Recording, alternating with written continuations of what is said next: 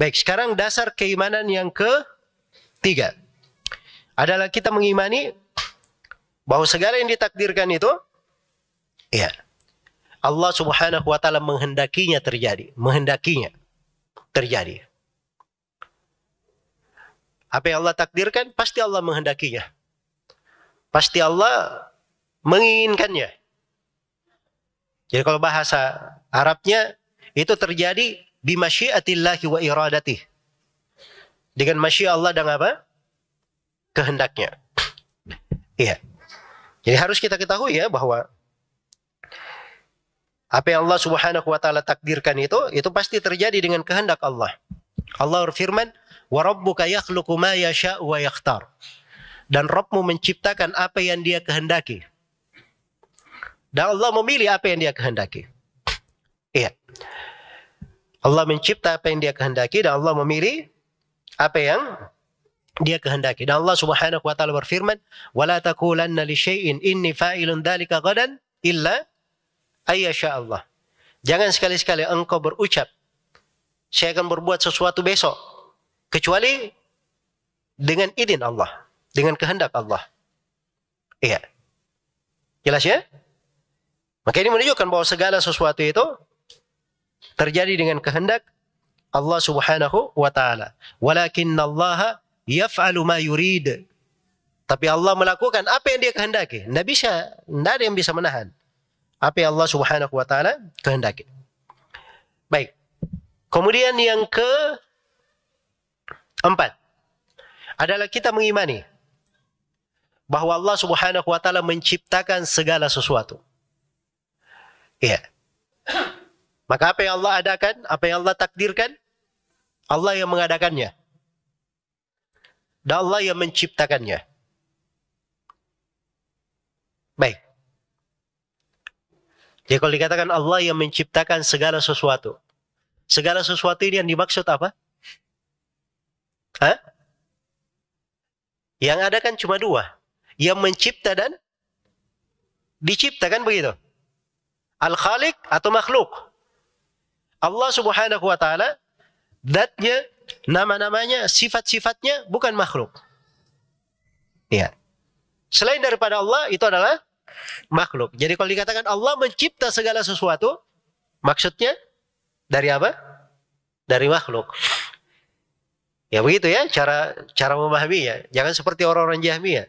Dia katakan Al-Quran itu makhluk. Loh kok bisa? Kan Allah menciptakan segala sesuatu. Ya Masya Allah. Gara-gara kalimat umum seperti itu. Gak paham. Padahal dia tidak mengerti Allah itu. Tidak mungkin dikatakan sifatnya. Sifat Allah berbicara.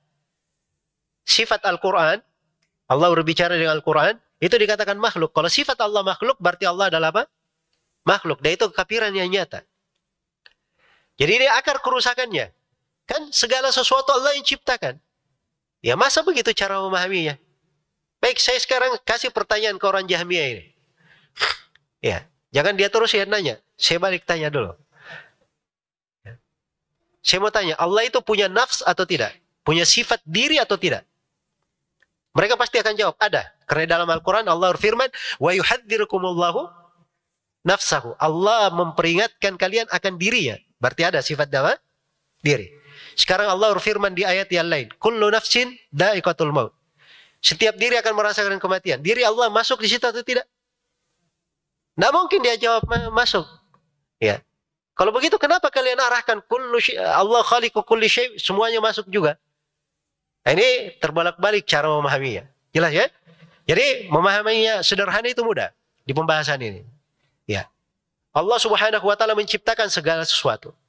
Maka selain daripada Allah, selain daripada Allah, zatnya, nama-nama dan sifatnya, itu adalah makhluk. Maka makhluk ini sepanjang dia ditakdirkan,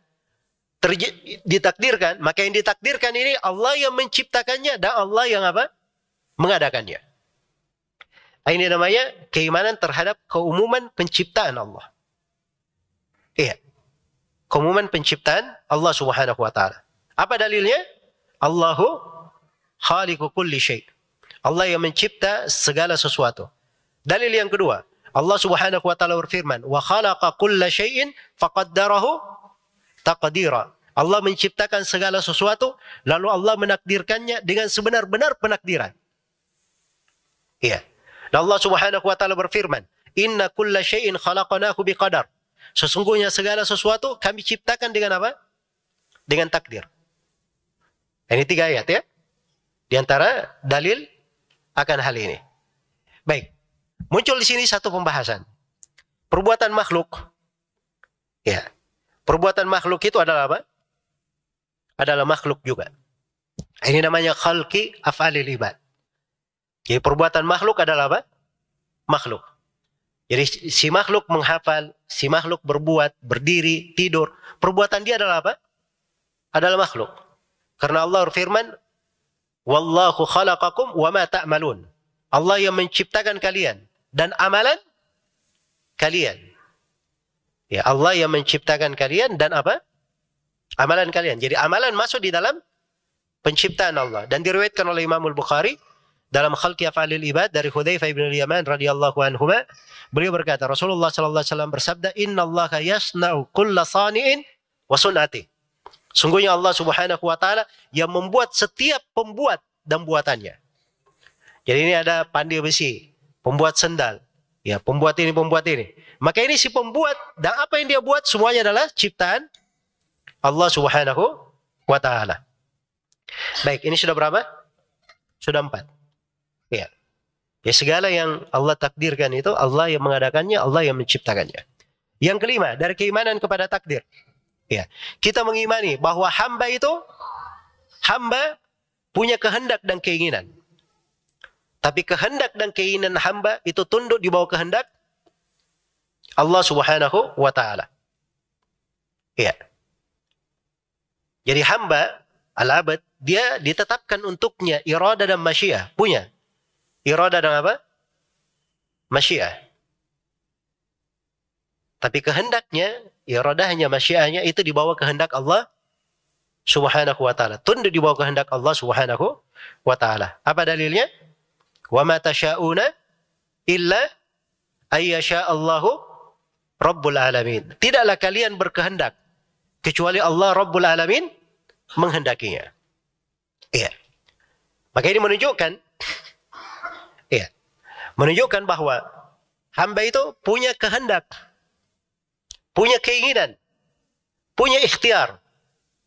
Dia bisa memilih. Allah berikan untuk hal tersebut. Tapi tidak mungkin ada pilihannya, ada kehendak dia, ada keinginan dia, itu keluar dari kehendak Allah Subhanahu wa ta'ala. Jelas ya?